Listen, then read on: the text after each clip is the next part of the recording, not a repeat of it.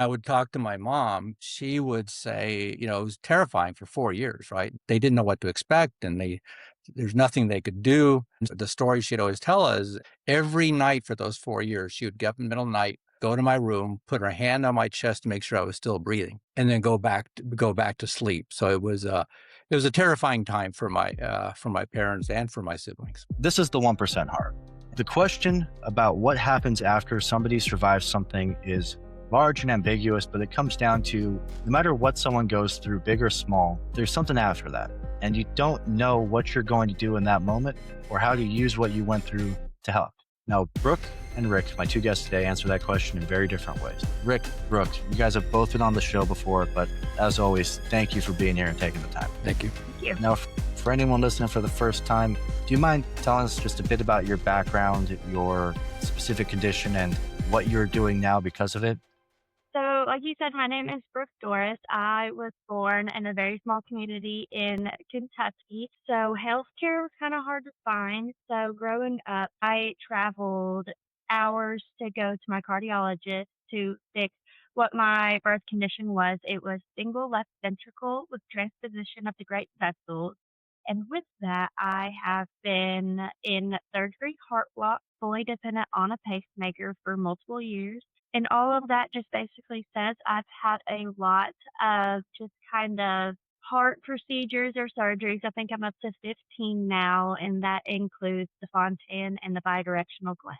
So multiple, just very intricate procedures along my lineup. I am a high school special education teacher focusing on learning and behavioral disorders in the general education classroom. Wonderful. Rick, that is a hard story to top. I'm telling you, yeah, that's amazing, Brooke. Thanks for sharing that. And Justin, thank you for having me. A little about myself. I'm a CHD patient. I was born with coarctation of the aorta. It was discovered when I was 10 days old when I had heart failure. So my parents took me to the hospital after several misdiagnoses. They figured out what it was. And back in the 50s, when I was born, you could not do surgery on an infant. So it was in the very early days. So they did everything they can, medications, treatment, whatever they could do to keep me alive until I can actually have my first surgery. I had my first surgery at 4 years old, and then my second surgery at 13 years old. And then from that point on, I always kept my cardiology appointments every year, never missed an appointment. After a while, it got very routine. Nothing ever came up. It was just a routine thing I would do until I was in my 40s. And then they discovered something very dramatic, something very significant, very life-threatening. And then that's when I reached out to the Adult Congenital Heart Association. So I'm being followed on that. And doing well. I've been a volunteer for ECHA for about 21 years now, and I'm retired. So my wife and I retired about a year and a half ago. We're now living in the Phoenix area. So you had heart failure at 10 days old, Yes. and they couldn't operate on you until you were 4 years old. Yeah. So that was the better part of 4 years as a very intense kind of survival. Well, it was. And, when I would talk to my mom, she would say, it was terrifying for 4 years, right? This is back in late 50s, early 60s, and it was terrifying for her. And she would say that, they didn't know what to expect, and there's nothing they could do. And so she said, the story she'd always tell us, my brothers and I, she would, every night for those 4 years, she would get up in the middle of the night, go to my room, put her hand on my chest to make sure I was still breathing, and then go back to sleep. So it was a terrifying time for my parents and for my siblings. 4 years waking up. I mean, I don't know how parents do it, but that is two very powerful stories, and it ties perfectly into what are you guys doing now for patients that are going through what you went through? And I want to say this the right way. I mean, your paths seem to be very similar and very different. Brooke, I know that you are fighting the systems that may not have been made for patients like us in mind with highly specialized conditions. And Rick, you're standing there helping the next person through it over and over again, like you said, for 21 years with the ACHA. Rick, want to tell us about how you're helping people? And Brooke, then you can tell us about how you're fighting the system. Yeah, the program that I'm most involved in with ACHA is the peer-to-peer, heart-to-heart peer-to-peer program. So it's a peer support program. They started about 16 years ago. I've been a peer mentor for 15 of those 16 years. So I've been almost the entire time. And so what we do is we work with individuals who who are having challenges. They may have just found out they have to have surgery. Their health condition may have changed. They or maybe as an adult they just got diagnosed with their CHD later in life, and they want to be able to talk to somebody that's been on the same journey as they have. So what I've been able to do as a peer mentor is connect one-on-one with people, help them through their journey, basically be a listener, and help guide them to the resources they may need. And one of the biggest things we do as mentors, and what I've found when I work with all my mentees over the years, is to normalize what they're going through, because there's a sense of relief when you say, I get it. We all feel exactly the same way when we got our diagnosis. We had to have our surgeries. And that alone makes people really feel a lot better. They're not alone in this, and it helps them move forward. Well, so, I mean, yeah, they aren't alone. There are people there to help them through it. Nothing makes, I mean, in a weird way, nothing makes going through something hard easier than knowing someone else has done it before because that other person has come through the other side. Oftentimes Absolutely. stronger for it, but every time better off. So that's a good way to put it, Dresden. And Brooke, you're doing something pretty similar in the outcome, but different in the approach, right? Yeah, I definitely appreciate everybody that helped me through when I was younger. And so the peer mentoring does matter. It does affect everybody that's involved with it, whether you are the peer or the mentor, in different stages of your recovery. I personally have gotten more involved with self advocacy due to the fact that growing up, I didn't use it as much as I probably should have, being in a small community.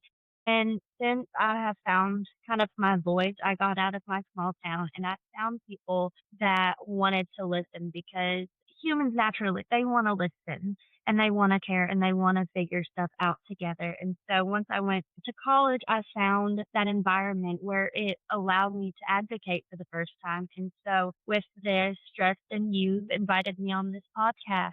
You invited me to help with the Walk for One in 100. And I have gotten the opportunity to travel to DC, and I hope that I'm about to do it again, just to tell my story. And it's always nice to hear from cardiologists and people that have seen it on paper. But when it comes to living through it, I feel like there are so many different ways to say it, and honestly, meaning to get across that paper diagnosis would not.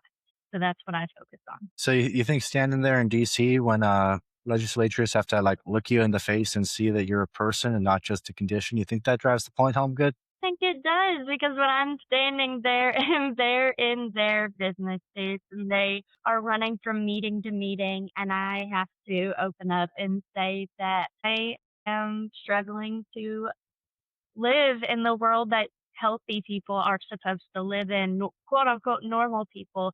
And I'm working 40 hours and I have the diagnosis that I've had, and I've been through 15 plus at this point surgery. They have to just kind of stop and listen, because that is honestly a pausing moment. They don't really know what to say at that point. So I feel like that is a big part of why I go, because nobody really understands it until it's standing straight in front of you. Yeah, and that's a great way. Is no one really understands it until you're right in front of them, and it's got. I mean, I mean, people like the three of us, we have pretty different but similar heart conditions, but we all. The thing I hate people saying to me, we all look normal. We all live normal lives to a point, and then Yeah, it's wrong with you. yeah. So when you go there and you stand right in front of the legislature and you're like, hey, I'm smiling, I'm happy. I've got a condition. You've got the power to make my life easier, and you're not using it. Why is that? That's got to be a fun conversation. Rick, you've been to DC a few times, right? I have been, yes. Similar experience? Yeah, I mean, Brooke, yeah, I agree with you completely. What we do is we put a face to the condition, and so they may know the stats. Perhaps 1 out of 100 have CHD. It's the most common birth defect. We share all that, but until you're sitting in front of somebody and you say, "Brooke, you had 15 surgeries. I've had 2 surgeries. I have this, and I always go for my checkups." And that the stories that we share. When you do that, there's light bulbs come on. There's a connection to it that you just can't get any other way. So I find that when I've gone to the Hill and had conversations with our representatives, they lean in when you tell your story. They really do care. And the conversations that we have up there are They very do. genuine, and they want to help. So every time we go up there, because I would, when I was a child as well, I went about when I was 8 years old with my hospital before I could advocate on my own. But I've gone a couple times and they do care. They want to help. And so as long as you are taking the step to advocate, they will reach a hand out. And you're able to advocate as part of the Adult Congenital Heart Association's Patient Family Advisory Board now. I mean, not when you were 8, but now, right, Brooke? Yes. And what So for some of us who don't know, what is that board? So the PFAB, what I am on, it's the Patient Family Advisory Board, and so that is just kind of a group with members across the country, and we get together. It's either patients of CHD or people that have close relations to somebody with it, or it means a lot to them. And so they work with the American Heart Association. We're basically the boots on the ground for the AHA, and we are able to do things like regular meetings. We get involved in advocacy projects. We get to fundraise, and we just get different opportunities to educate the world on congenital heart disease and why it kind of matters. So we just get together and we have a common goal in mind. And with everybody in it, we all participate and just continue driving that force. Yeah, boots on the ground for the Adult Congenital, the ACHA, right? I'm sorry? But for the ACHA, the Adult Congenital Heart Association, not the American Heart Association. Right. I'm so Right. sorry. I just messed up my words. I do that quite often. Full disclosure, I've been on the PFAB for 4 or 5 years now, and I still can't describe it that well. So that's why I was turning it to you. Something you said there about how it's not just patients, it's their family members, it's their close friends. Rick, your peer mentors, Rick, they're also family members and friends sometimes, right? Absolutely, they are. So we have about 50 peer mentors 50. today. Yeah. So, and we're opening it up for more applications soon because we're a really strong demand for having mentors. And you're exactly right, Dres. And that's the beauty of this thing. Not only does it include patients, but also family members. We have parents, siblings, spouses. We have, and because some of our people that reach out for help are family members, and so we have a range of people, different relationships that we can connect with people and their family members. And even though it's the Adult Congenital Heart Association, is it family members of adults, family members of kids, something about? It's the adults, so it would be parents of adults, it's siblings of adults, and spouses, of course. But yes, so we work with the patient that they're related to are adults. Got it. Yeah, Got it. And then, huge demand. And you said you're opening applications soon. I think applications open, was it April 2nd to May? yeah, Yeah, May 8th, May yeah. 8th. And that's for both. That's for the PFAB and the peer mentors. But on the peer mentors, something that has always kind of stuck out to me is not only is it other patients that have gone through it or family members that have gone through it to guide those people, but you said that there are 50 and that there's huge demand for it. Patients and family members can request a mentor anytime, right? They sure can. In fact, we had 150 requests last year alone, which was a big number. And so we're seeing more people. What we find is we have a lot of people who reach out directly. All they have to do is go to our website, go to the Heart to Heart Peer Support Program page, and click a button, and they can apply. It's very easy for anybody to do that or a family member to do that. And so, and for what I think what's is exciting too is that about a third, 1 out of 3 people who asked to be matched with a mentor were referred by their physician, by their cardiologist, So or their, doctors, or their, doctors or are their care some provider. people to you. They are 1 out of 3 were referred to us from their medical provider. And that, I mean, I know the answer to this, but having somebody who gets it really improves outcomes, doesn't it? It really does. The doctors love it because you know what they know that their patients could use the support, other people to talk to, somebody's gone through the journey, and it provides that psychological support to help us through those difficult times. Because as we all know, the 3 of us have CHD. Some of the challenges I know that I've gone through, yes, there were physical challenges. Yes, I have. There was the pain of surgeries and all the procedures we go through. But some of the most difficult things is how do I get to the next day? What do I do now? What about my relationship with my family? Those are the things that often I get questions about, or what they can do to kind of get through these difficult times. So doctors like the fact that they can talk to one of us and really help them through those challenges they're going through. Yeah, it's a focus on the practical in a way. A doctor can tell you how to live well and live correctly, but that's not going to help you. Like, how do I get myself how do I get my head on right for this next appointment? Yeah, yeah, and there's very few things more rewarding than talking to somebody else who's gone through it. As you and I talked about last time, Dresden, the beauty of talking to a peer mentor is that we get it. My wife is extremely supportive. My parents were very supportive. I have 3 brothers. They're very supportive. And I'm very, very grateful for that. But there's something about talking to somebody that actually did it, who actually had the surgery, who actually had the caths, who actually spend the time in the hospital. Be able to talk to somebody like that is huge. And I never met anybody else with a CHD until I was in my 40s. And I talk to people all the time until they're adults. They never met anybody else. So the chance to speak to somebody else who has gone through it is very, very healing in itself. Yeah, I Because mean, you don't feel alone anymore. I'm right there with, and I'm thinking about all the learnings I didn't know the CHD community existed until I was in my 20s. I thought that was special. I mean, Brooke, you're my age and you've had more heart surgeries, but I know how impactful it would have been to me. I want to know how impactful it would have been to you if you had someone sitting there going, "I get it. I've been there. Here's what happens next." You know? Was very lucky, and I was able to meet people with congenital heart disease as young as 6 years old. I was in a very small town, and somebody that was born the same year as me had congenital heart disease, and I started attending cardiac camp for kids when I was 7 years old. And so I was absolutely like, so lucky that I can't even express how much that meant to me. I started at 7 years old, and it was just kids with different types of congenital heart disease, whether they needed surgeries, whether they did not. And we went to an island in the middle of Kentucky, and we got to do normal kid things. We got to inner tube, we got to fish, we got to swim, everything. And so just going through that with people your age was insanely amazing. I was able to text them throughout the year whenever I would have troubles at school. I was able to see them every summer. And you always hear about that typical summer camp friendship that you wait all year till you get to go see them again. But it was kind of double special for me because it was patients with congenital heart disease.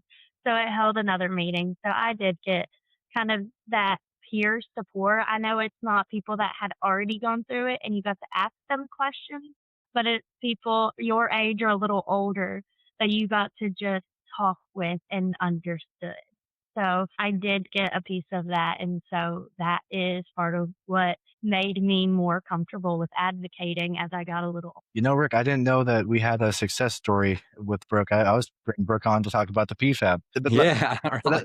That's a great time because, I mean, Brooke, just the way you lit up being able to talk about, no, and I'll compare it to my story. If I'd been able to go to the pool and not be the only guy there with the scar down my chest from when they cracked it open, it would have been a much different kind of experience for me than it was. But let me get philosophical here for a second, because what we're all talking about, the summer camps, the peer mentors, it's the power of community, and even the PFAB, where it's patients and their family members of this special condition that 1 in 100 kids have. It's all that power of community. It is community support. It is community advocacy. It is a group of people related to this issue that say, hey, there's a lot of us with this issue, and we can push it through and get the attention and get the resources we need. Or if the resources are out there, get in front of people. So it's not like me and Rick, where we don't meet a community member until we're old and older. But there's something here that is transferable, that is more than just congenital heart defects. There's something in this vein that can be used for any kind of specialized condition. And I'm struggling to name it. It's really just community. Is it community support and talking to other people with it? I mean, because it's more than conditions. It's more than medical. It's anything people have gone through and come out the other side of. And now they're looking around going, what's next?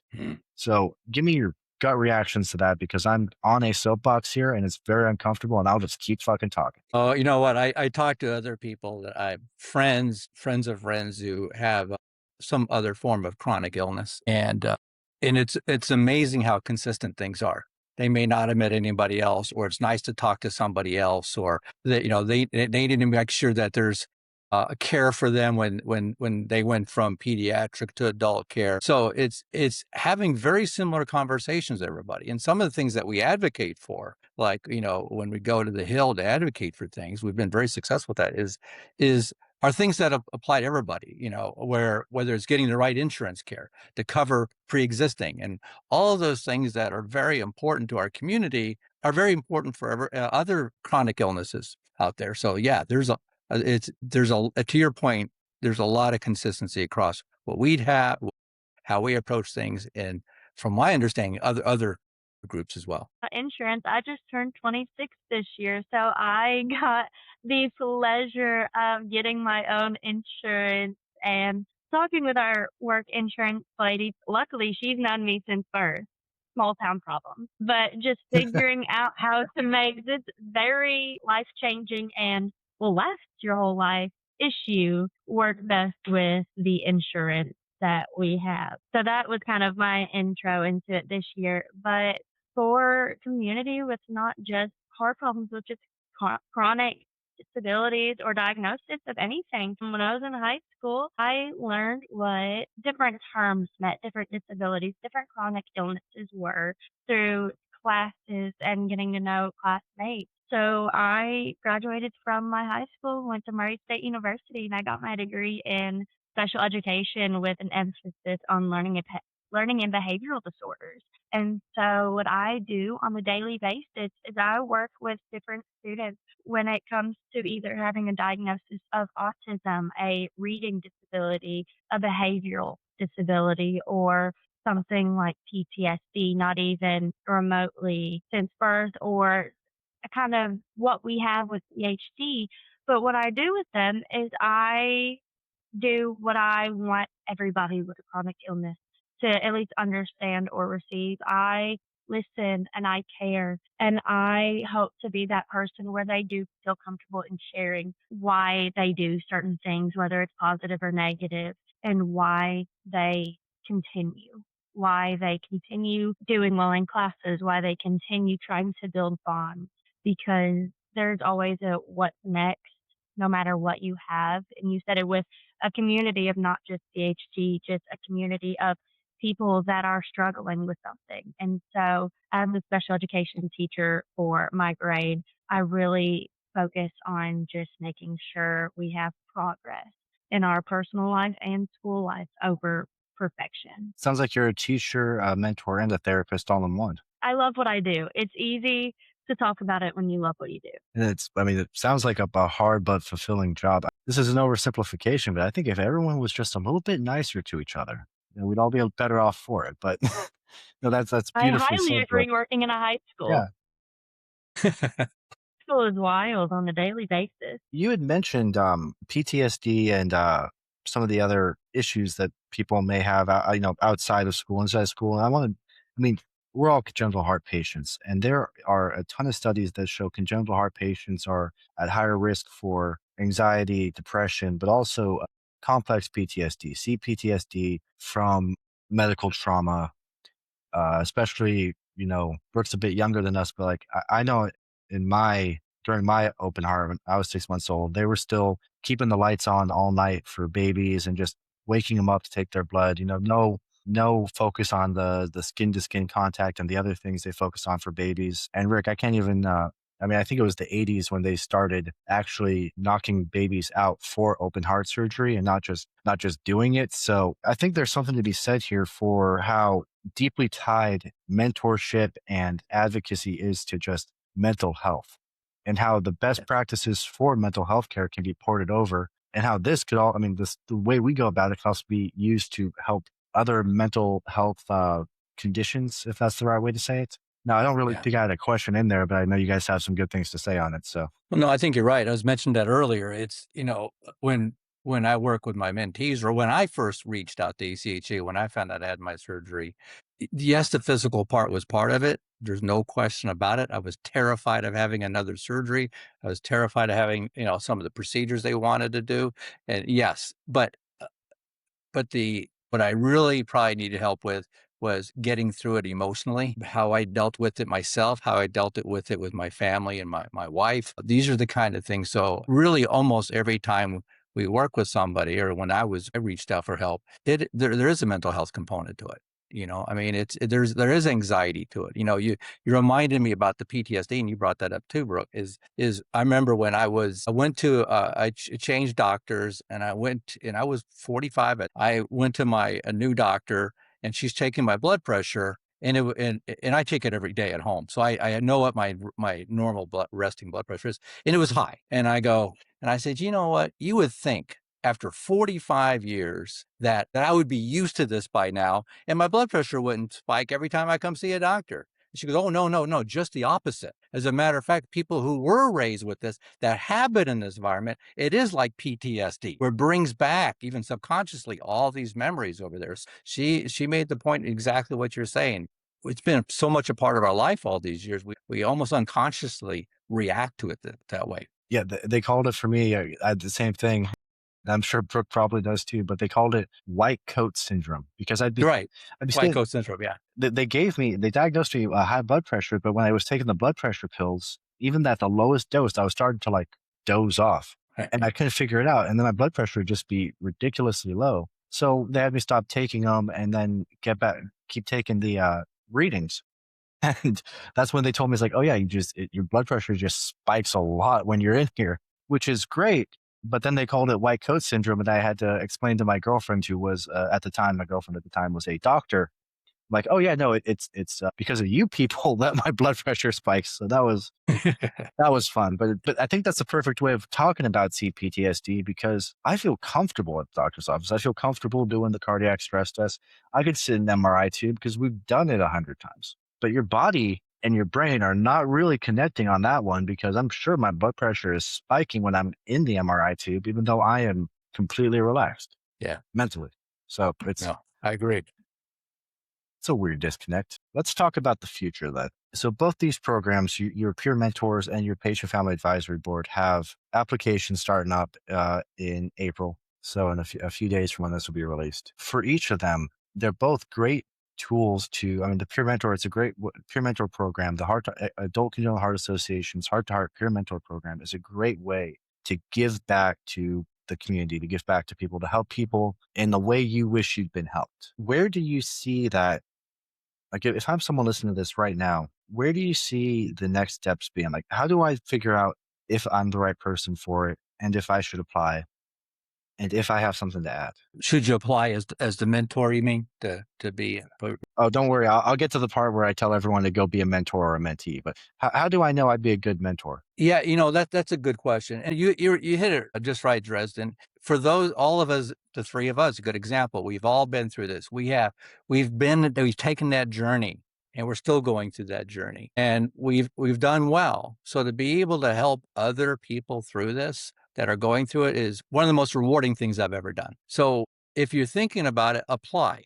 We're looking for people who are patients or family members that we were talking about. If you want to listen to people, be empathetic, help provide some guidance for them, where to go. We don't give medical advice. We don't do that kind of thing, but we're an ear. Brooke, you brought up a point a moment ago about listening and caring. If you're willing to listen, be patient and care, and hear what they have to say, where are they today, and help guide them with where the resources are, and kind of help normalize what they're going through. If you're that kind of person, we want to talk to you. And you guys, I'm on the emails for the training for it. You guys give them all the tools to lead the people they mentor to anything they need. So it sounds like all you need is somebody with the I'm going to say this wrong. All you need is somebody with that give a shit factor. Somebody who's been there, either watched their brother, sister, child, or gone through it themselves, and they care enough to want to think about doing it. That's it. Seems to be the gating item, is just the give a shit factor. You know what? You care. You want to help. You want to help by listening. You want to help by, being that resource for them. You're exactly right, because we have an incredibly robust training program. You're absolutely right. And that's a very good point. So when you come on as a mentor, I mean, we have this, not only do you have this initial very deep dive, robust training, when we bring somebody on. But every couple of months, we have ongoing training to help. How do you answer questions? How do I work with my mentees? Really understanding all aspects of it. And the training always goes on. Like I said, I've been doing this for 15 years. I've been going to training for 15 years. So we provide the tools, the resources, and we support each other to help each other answer these kinds of questions. And ACHA, I mean, our coordinator, we have a consultant who's a licensed clinical social worker. We have the resources. If we have questions, I got a mentee and I could use some help with this. We have a place to go to as well to help support us. So it's an incredible program. So you have the tools, you have the plan. People just need to bring their experience and their willingness to talk about it. Bring their passion, bring their compassion, Passion and they compassion. carry. That's a good way of saying, yeah. Bring that. We'll help you out. Absolutely. What about if, I mean, the mentees, you can you can reach out to get a peer mentor at any Yeah. time. Yeah. But what if I think for me, a lot of what I struggled with for most of my life was, well, I don't have it as bad as the other people. I've only had, Yeah. 3 surgeries. Only one of them was open heart. Like I'm not that bad. Why do I need a mentor? Now, how would you No. smack me in the face when I said that? Yeah, you know what? It's an individual choice, right? If you think you might like to, I'd like to just talk to somebody. And that's not like I'm going through this deep challenge, but you know what? I sure would like to talk to somebody else who has a CHD because I have a question. What was it like? Or I'm feeling this way. So my advice is go ahead and apply to be matched with somebody. Just go on the online, click you to apply, and you provide some information. We have our coordinator, our peer mentor coordinator, peer support coordinator. She's phenomenal. She has a CHD herself. And she'll ask some questions. What are you looking for? Understand what need. And then she will match you up with a mentor. And it could be any number of factors. Could be for some people, they want somebody with the exact or similar CHD. It might be I want somebody with the same gender or roughly the same age or whatever that is. She will listen to you and help match you up with the right person. So what I would recommend to anybody who says, I don't know if it's that big of a deal if I should do that, but sure wouldn't be bad to talk to somebody. Hey, reach out to us. Glad to talk to you. And I mean, it could be as simple as somebody who got diagnosed later in life. Their doctor told them everything they need to do. They just want to talk to somebody else that has been there. They want to, and there's a power to it. Now, I'm going to completely switch gears. And Brooke, the PFAB. I think the reason I pushed for you for this interview is because I've been on the PFAB for years now. And you are the perfect example of, I remember asking you if you'd give the speech at the walk, because my speech last year about my lived experience, or 2-3 years ago now, it was good, but it wasn't quite as good as somebody who is that shining star, for lack of a better term. And I remember you saying you didn't want to do it and you don't like speaking in public. And then you got up there and you had everyone on the edge of their seat. So I think that's perfect for the PFAB, where the people that don't see themselves as uh, and if you see yourself as the outspoken community building type, please apply. But also, if you don't, you might, Brooke, tell us, just who do you think should apply to the Patient Family Advisory Board for the Adult Congenital Heart Association? No pun intended, but everybody needs to apply if they have a heart for congenital heart. I obviously am a patient. Like you said, I was terrified to do this speech. I have not advocated in big events before then, and I didn't think I was qualified to do it. I didn't think it mattered if I did it, but you proved me wrong. You had me do it, and I was nervous the entire time, and I still get nervous doing anything with the PFAB. But if you care to listen, if you have a family member, if you've lived through it, you are qualified to speak. They're not going to say, you don't count, you shouldn't be on. Something that stuck with me growing up is different terms like dramatic, not bad enough, stable. And so those are very demeaning terms in different spaces with chronic illnesses. Those words are reasons that I did not advocate for the longest time. And one day I was sitting in my cardiologist appointment and my cardiologist said, I want you to get involved. And I said, okay, how? He said, I want you to try to apply for the Patient and Family Advisory Board. They are taking applications and I want you to try. And I said, I will look into it. I'm not promising anything. And so I applied to it very, very nervous, did not know if I was for sure going to do it because, again, I didn't know if I was qualified. I applied and I followed my heart and it led me to being involved. And so I think that is the main factor that anybody that's thinking about doing it needs to think about. Whether you think what you have to say will help somebody else, even if you don't feel like you are the perfect one to be saying it, you are going to be the one saying it at the end of the day. So if you're saying it, somebody will listen. And I think that kind of drives it home. Working with the Adult Congenital Heart Association, working with the PFAB, I've learned that everybody is accepting as long as you are true to yourself. So anybody that wants to speak out about it believes that it is important to kind of think about hold in normal spaces, not just during Heart Month. It's an everyday battle that people go through and continue to go through. So if you're wanting to represent CHD in any capacity, then the PFAB is for you. Beautifully said. And I'm just going to say it's the give a shit factor again, because you can learn. I mean, the reason you got nervous before giving that speech is because you cared. It's because you had the passion for it. And it goes back to the peer mentors. It goes back to everything, which is you can learn how to do it. You can learn how to speak to legislatures. You can learn how to give a speech. You can figure it out. But what you cannot fake, unless you're really good, is that give a shit factor. And I think anyone that cares should reach out. And something you said there about how stable and not bad enough, and that kind of demeaning language for anyone with a chronic condition, that ties back to what Rick was saying in a way about who should apply to get a peer mentor, not be one, but to get one. Because I'm a very practical person, and in my opinion, you should definitely get a peer mentor if you're about to go through something big and you need someone to talk to.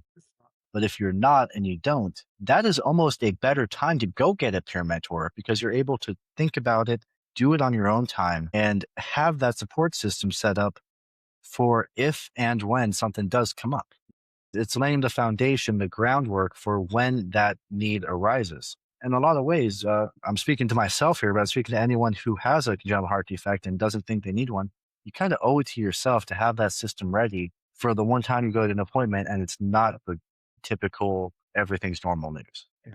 And sometimes when somebody, the match it's a 3-month match, which can be extended if necessary, but it's a typically 3-month match. But some of the people we talk to, it might be just a couple conversations. That's all they need. It's comfortable. Sometimes it's the full 3 months and maybe even extend a little bit. And it depends on that. So everybody is different. So we work individually with the people, our mentees, and what they need and what's right for them. So it's like you say, it's the caring where they are and what we can do to help that person individually. You make space for them and you do it in a way where it's a system, but it's a system that adjusts and is built Absolutely. to flex for what they need. Yeah.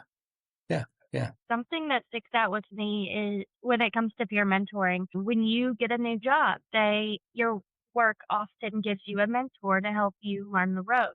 When you go to a new school or a new college, they give you a new beginnings leader or a mentor to help you through class. They provide mentors in every matter of life, and there's not a more important time to get one when you are facing something as serious as a congenital heart disease in any capacity. You get one for starting a new job. What about when you are having another open heart surgery? It's needed in every aspect, and this is one of the bigger steps that you could need one for. So that shows the real demand for the peer mentoring now. And it really is peers helping. It's other patients or other parents or other spouses. It's you really are working or speaking with somebody who is on the same journey, have been on the same journey as you. Same journey. That's a great way of saying it. And Brooke, I appreciate you chiming in there because it really is. If you get one when you're starting, I mean, when I was working jobs in high school at restaurants and I was like, even learning to wash dishes, you would get paired with somebody who would teach you how to wash dishes the way the restaurant wants you to.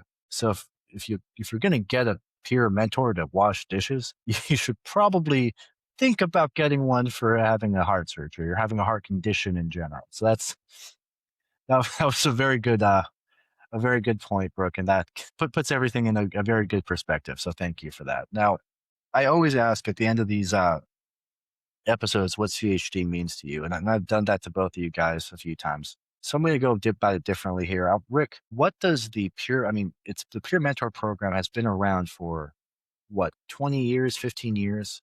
It's actually, we're on our 16th year right now. Yeah, and you've served over 2,400 people in total. You've been on that program for its duration. What does the Peer Mentor program mean to you now with everything you've seen it do and change and become over time?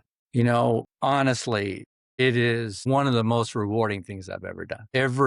From the very beginning, I felt that way. 15 years later, I feel exactly the same way. To be able to take all of our experiences that we've gone through, the good, bad, and indifferent, right? And going through and being able to help somebody else going through a similar challenge means that everything I went through means something. It provides meaning for me. And I tell you what, I've had some mentees who became peer mentors. They came out of it saying, how do I do that? And some of our best our mentors were mentees at one time. So that's extremely rewarding too. Everything you've been through does mean something, Rick. And I do like how you've turned mentoring people into a recruiting program as well. Now, Brooke, I've been on the PFAB for about a year longer than you have, and I've seen you make a tangible difference on it and on your community just by saying yes to things people ask of you.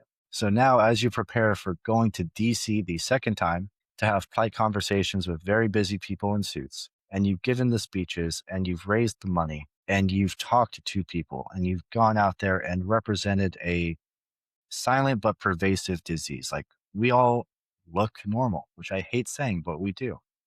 But 1 in 100 kids are born with a heart defect.